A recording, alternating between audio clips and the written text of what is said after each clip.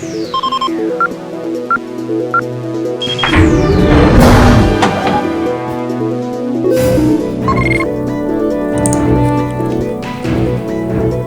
me brief you on the situation at hand. On this map,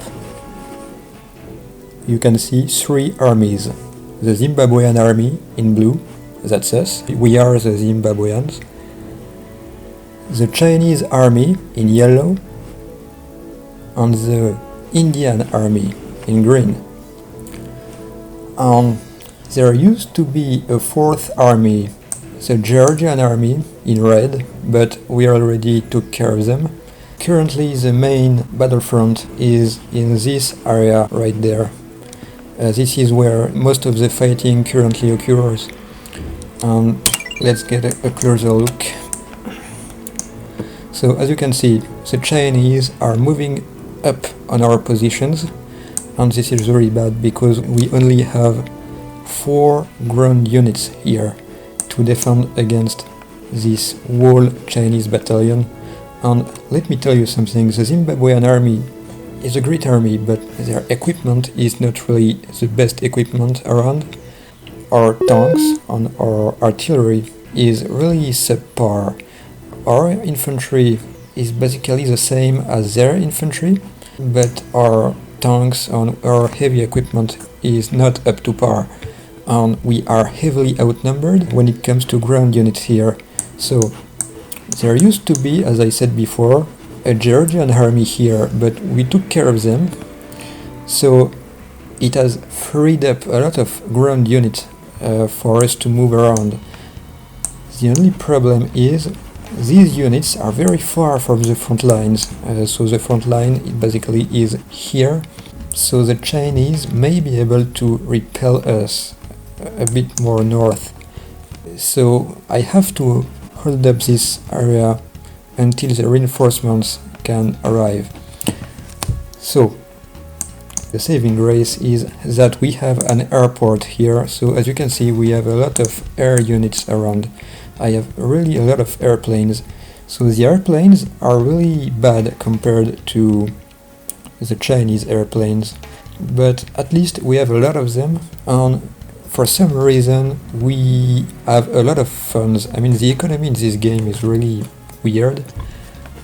We have a lot of money, so money is not really a problem. I can just puke airplanes infinitely at the Chinese. What I'm doing is that I'm really just cracking up airplanes at them. This is what I use mainly to stop them right now. And when the main ground force is in the area, we can fight a bit more effectively. But right now, I'm using airplanes to counter their ground forces, which is really not the best thing you can do, but that's the only thing I can do right now. So I have a lot of MiG-23 and G7. Basically, I just bomb the heck out of any target of opportunity that I can find. So, for example, these guys here, this is a Type 85 APC. We might destroy a few of them. Yeah, great. That's all I'm doing right now, because that's all I can do, really. It will take about 4 turns, I think, before the reinforcements arrive. So I have to hold on for that long. So the thing is, I have a plan.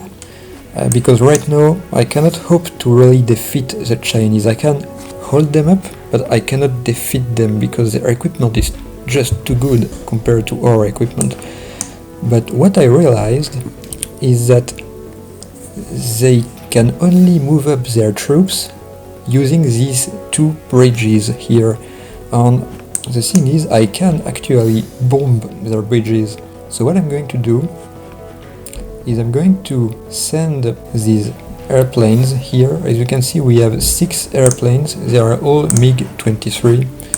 And I'm just going to bomb the heck out of these bridges, and it will stop the flow of Chinese units.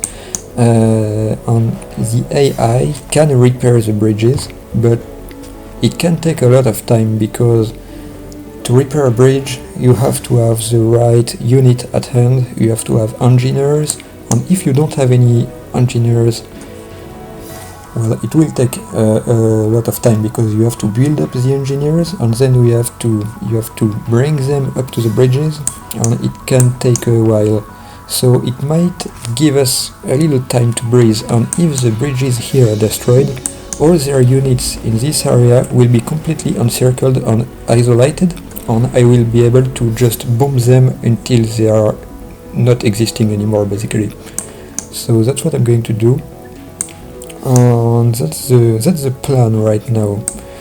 In the near future, if I manage to just destroy the bridges, well, I'll come back to you with the good news, and we'll see what we can do from there.